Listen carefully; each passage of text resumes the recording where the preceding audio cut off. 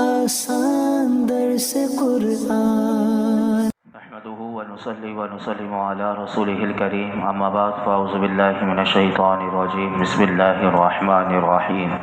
هو الذي خلق السماوات والارض في 6 ايام ثم استوى على العرش، وہی ہے جس نے آسمان و زمین 6 دن میں پیدا کیے، پھر عرش پر استوا فرمایا جیسا اس کی شان کے لائق ہے۔ یعلم ما یلج فی الارض وما یخرج منها وما ینزل من السماء وما یعرج فیہا، وہ جانتا ہے جو کچھ زمین کے اندر جاتا ہے اور جو کچھ اس سے باہر نکلتا ہے، اور جو کچھ آسمان سے اترتا ہے اور جو کچھ اس میں چڑھتا ہے۔ وَهُوَ مَعَكُمْ أَيْنَمَا كُنْتُمْ، وہ تمہارے ساتھ ہے جہاں بھی تم ہو۔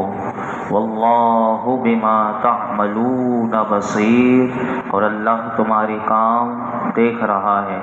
لَهُ مُلْكُ السَّمَاوَاتِ وَالْأَرْضِ، آسمان و زمین کی سلطنت اسی کے لیے ہے۔ وَإِلَى اللَّهِ تُرْجَعُ الْأُمُورُ، اور اللہ ہی کی طرف سب کاموں کو لوٹایا جاتا ہے۔ ان 2 آیات کریمہ کا مختصر خلاصہ یہ ہے کہ اللہ رب العالمین نے ارشاد فرمایا کہ اللہ وہی ہے۔ کون ہے؟ تو بتایا کہ جس نے آسمان اور زمین دنیا کے ایام کے حساب سے 6 دن میں پیدا کیے۔ حضرت حسن رضی اللہ تعالی عنہ فرماتے ہیں کہ اگر اللہ رب العالمین چاہتا تو پلک جھپکنے میں زمین و آسمان کو بنا دیتا اور پیدا کر دیتا، لیکن اس کی حکمت کا یہ تقاضا ہوا کہ 6 دن کو اصل بنائے اور ان پر مدار رکھے، اور ارشاد فرمایا کہ پھر اللہ نے عرش پر استوا فرمایا کہ جیسا کہ اس کی شان کے لائق ہے۔ جو کچھ زمین کے اندر جاتا ہے، خواہ وہ دانہ ہو یا پانی کا قطرہ، خزانہ ہو یا مردہ، جو کچھ اس سے باہر نکلتا ہے، خواہ وہ نباتات ہو یا دھات ہو، یا فرمایا کہ اور کوئی چیز، اور جو کچھ آسمان سے اترتا ہے جیسے رحمت ہے، عذاب ہے، فرشتے ہیں، بارش ہے، اور فرمایا جو کچھ آسمان میں چڑھتا ہے جیسے کہ اعمال ہیں اور دعائیں ہیں، ان سب کو اللہ رب العالمین جانتا ہے، اور وہ عام طور پر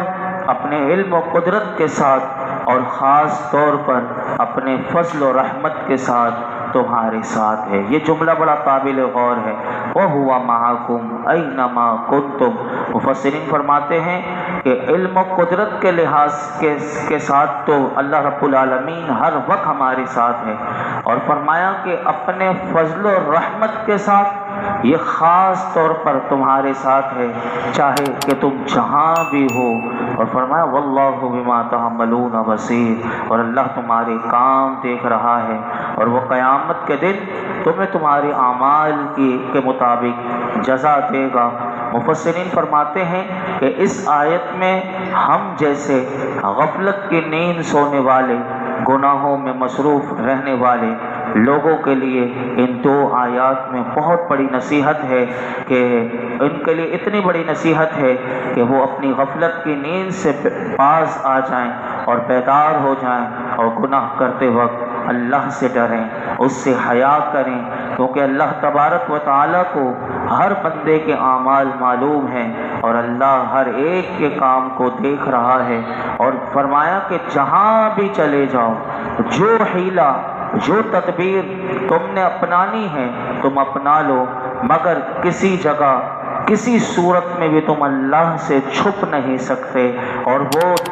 فرمایا کہ جب چھپ نہیں سکتے تو پھر جیسے اعمال ہوں گے پھر ان کے مطابق تمہیں جزا اور سزا دینے پر وہ قدرت بھی رکھتا ہے، چاہے تو دنیا میں دے دے تو چاہے تو پھر آخرت میں تمہارے لیے معاملہ چھوڑ دے۔ اور اللہ رب العالمین کی بارگاہ میں دعا ہے اللہ رب العالمین ہم سب کو اپنا خوف نصیب فرمائے اور گناہوں سے بچنے اور نیک اعمال کرنے کی اللہ رب العالمین ہمیں توفیق عطا فرمائے۔ آگے ارشاد فرمایا یولج اللیل فی النہار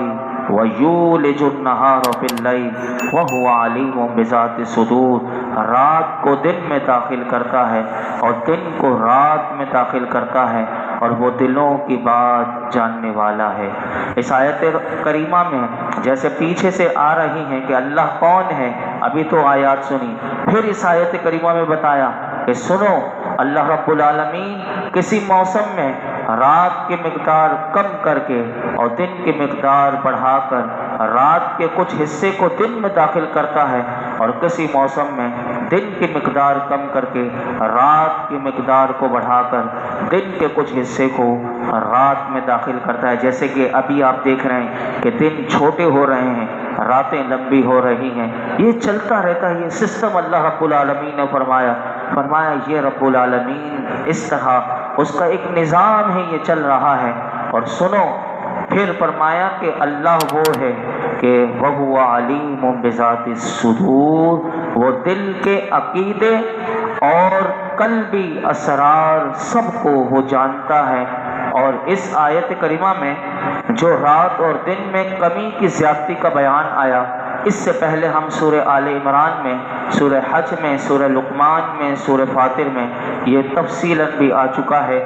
یہاں پھر 5ویں بار جو ذکر کیا گیا تو فرمایا کہ یہ ذکر کرنے کا مقصد یہ ہے کہ لوگ اللہ کی قدرت میں غور و فکر کریں اور اس کی وحدانیت پر ایمان لائیں۔ یہ ذکر کرنے کا بار بار مقصد یہی ہے کہ ہم غور و فکر کی طرف آئیں۔ ہم اللہ رب العالمین کی بارگاہ میں دعا کرتے ہیں رب کریم ہم سب کو قرآن حکیم میں غور و فکر کی صلاحیت عطا فرمائے اور ہم سب کو فہم قرآن اللہ نصیب فرمائے۔ آگے ارشاد فرمایا آمنوا باللہ ورسولہ،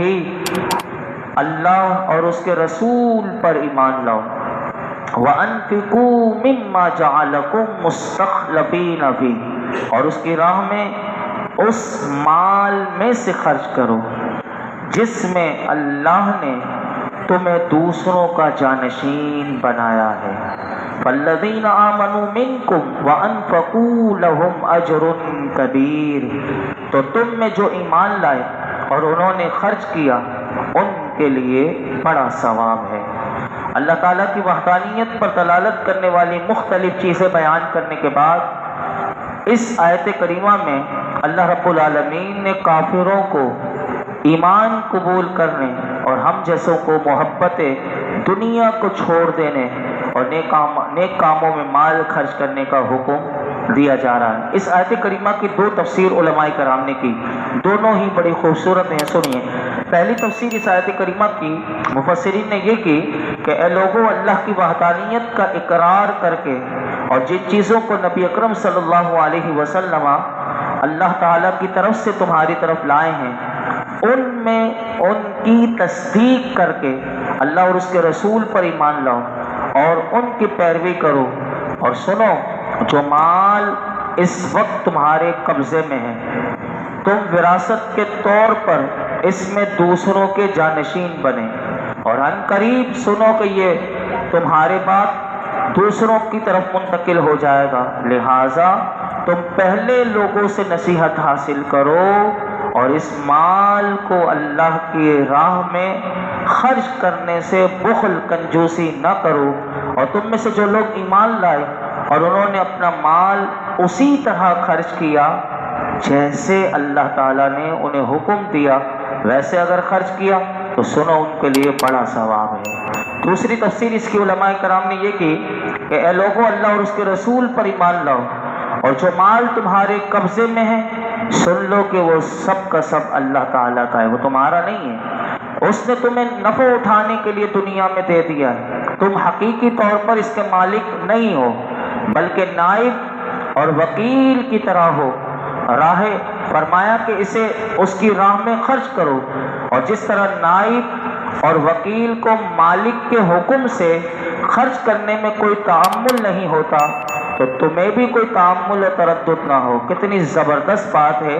کہ جب انسان اپنا مال سمجھے گا نہیں تو پھر وہ خرچ کر سکتا ہے کیونکہ اسے پتہ ہے کہ جس نے دیا ہے اسی نے کہا ہے، اور جب وہ اپنا سمجھتا ہے تو پھر شیطان جو ہے وہ دل پر ایسا قبضہ جما لیتا ہے کہ وہ خرچ کرنے نہیں دیتا۔ تو یہاں پر یہی بات بتائی گئی کہ تم یہ سوچ لو اور یہ سمجھ لو کہ تم حقیقی طور پر مالک نہیں ہو بلکہ نائب اور وکیل کی طرح ہو۔ انہیں راہ خدا میں خرچ کرو کہ جس طرح نائب اور وکیل جو ہوتا ہے تو وہ اپنے مالک کا حکم مانتا ہے اور اسے کوئی تردد، کوئی شک نہیں ہوتا، کوئی دل میں اس کی تنگی نہیں ہوتی، کیونکہ وہ کہتا ہے کہ میں ہوں ہی نہیں اس کا مالک۔ تو فرمایا اسی طرح اور تم میں سے جو اللہ اور اس کے رسول پر ایمان لائے اور انہوں نے اللہ کی راہ میں خرچ کیا تو سن لو ان کے لیے بڑا ثواب ہے۔ یہ تو تفسیر علماء نے کرام کی۔ آگے ارشاد فرمایا وَمَا لَكُمْ لَا تُؤْمِنُونَ بِاللَّهِ وَالرَّسُولُ يَدْعُوكُمْ لِتُؤْمِنُوا بِرَبِّكُمْ وَقَدْ أَخَذَ مِيثَاقَكُمْ إِن كُنتُم مُؤْمِنِينَ۔ اور اے لوگوں تمہیں کیا ہے کہ تم اللہ پر ایمان نہ لاؤ حالانکہ تمہیں رسول بلا رہے ہیں کہ اپنے رب پر ایمان لاؤ، اور بے شک اللہ تم سے عہد لے چکا ہے اگر تم یقین رکھتے ہو۔ اس آیت کریمہ میں ارشاد فرمایا لوگوں تمہیں کیا ہوا کہ تم اللہ پر ایمان نہیں لا رہے حالانکہ اللہ کے رسول تمہیں بلا رہے ہیں کہ تم اللہ کے اپنے رب تعالیٰ کی وحدانیت کا اقرار کر کے اس پر ایمان لاؤ۔ اور فرمایا کہ میرے محبوب جو ہیں وہ تمہارے سامنے اللہ کی وحدانیت پر، اپنی رسالت پر کہ وہ اللہ کے رسول ہیں دلیلیں پیش کر رہے ہیں، تمہیں اللہ کی کتاب سنا رہے ہیں، اب تمہیں ایمان قبول کرنے سے کیا عذر ہو سکتا ہے؟ اور فرمایا کہ بے شک اللہ تعالیٰ تم سے اس وقت عہد لے چکا ہے کہ جب اس نے حضرت آدم علیہ السلام کی پشت سے تمہیں نکالا تھا کہ اللہ تمہارا رب ہے اور اس کے سوا تمہارا کوئی معبود نہیں، وہ اس وقت تم سے عہد لے چکا تھا۔ فرمایا کہ اگر تم اس عہد پر یقین رکھتے ہو اور تمہیں یقین ہے کہ وہ عہد لیا گیا ہے تم سے عالم ارواح میں، تو فرمایا کہ تم ایمان لے کر آ جاؤ۔ آگے فرمایا هو الذی ينزل على عبده آیات بینات لیخرجکم من الظلمات الى النور وان اللہ بکم لرؤوف رحیم۔ وہی ہے جو اپنے بندے پر روشن آیتیں اتارتا ہے تاکہ تمہیں اندھیروں سے نور کی طرف لے جائے، اور بے شک اللہ تم پر ضرور مہربان رحمت والا ہے۔ اس آیت کریمہ کی تفسیر بیان کر کے ہم اپنی گفتگو کو سمیٹتے ہیں۔ ارشاد فرمایا کہ اللہ رب العالمین وہی ہے جو حضرت جبریل کے واسطے سے اپنے بندے محمد مصطفیٰ صلی اللہ تعالی علیہ وسلم پر حکم اور ممانعت، حلال اور حرام کے احکام پر مشتمل روشن آیتیں اتارتا ہے تاکہ اے میرے نبی صلی اللہ علیہ وسلم کی امت، یہ رسول تمہیں کفر سے، شرک سے، جہالت سے، مخالفت کے اندھیروں سے ایمان، توحید، یقین، علم اور موافقت کے نور کی طرف تمہیں لے جائے، اور بے شک اللہ تم پر ضرور مہربان اور رحمت والا ہے کہ اس نے تمہاری طرف اپنے حبیب علیہ السلام کو بھیجا اور ان پر قرآن کی آیات نازل کی۔ میرے آقا علیہ السلام کا یہ منصب ہے کہ آپ اندھیروں سے اجالوں کی طرف لے جاتے ہیں، اور کفر سے جو کفر میں ڈوبے ہوئے ہیں انہیں ایمان کی روشنی کی طرف لے جاتے ہیں۔ یہی مضمون اگر آپ دیکھیں تو سورہ ابراہیم کی پہلی آیت کریمہ میں بھی اللہ نے یہی مضمون بیان کیا کہ الف لام را کتاب انزلناہ الیک لتخرج الناس من الظلمات الى النور باذن ربهم الى صراط العزیز الحمید۔ یہ کتاب ہے جو ہم نے تمہاری طرف نازل کی تاکہ تم لوگوں کو ان کے رب کے حکم سے اندھیروں سے اجالے کی طرف اور اس اللہ کے راستے کی طرف نکالو کہ جو عزت والا، سب خوبیوں والا ہے۔ تو یہ میرے آقا علیہ السلام کا منصب ہے، اور میرے آقا علیہ السلام کی جب آمد ہوئی تو اس وقت بھی اندھیرا ہی اندھیرا تھا، کیسے میرے آقا کی آمد سے ہر طرف نور ہی نور کے اجالے ہو گئے۔ آج بھی ہمیں چاہیے کہ آج جب ہم اس نور کو اگر ہم پانا چاہتے ہیں تو ہم دامن مصطفیٰ سے وابستہ ہو جائیں، اس قرآن کو اپنے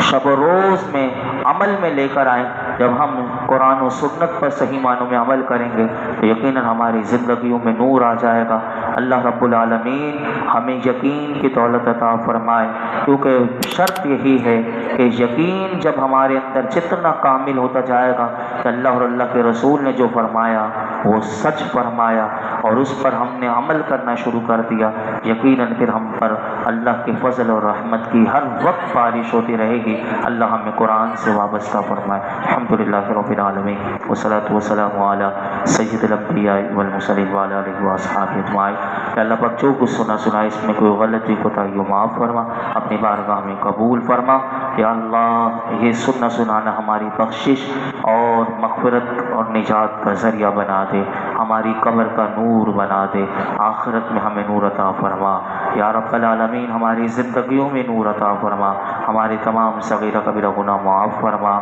یا اللہ ہم سب کو حقیقتاً نیک بنا، اپنا خوف نصیب فرما، اپنی محبت عطا فرما، اپنے محبوب کا سچا غلام بنا۔ یا رب العالمین درس قرآن میں یہ جتنے حاضرین موجود ہیں سب کی جھولیوں کو، دامنوں کو مرادوں سے بھر دے، سب کی دل جائز مرادوں پر اپنی رحمت کی نظر فرما۔ وصلی اللہ تعالی علی خیر خلقہ محمد وعلی آلہ وصحبہ۔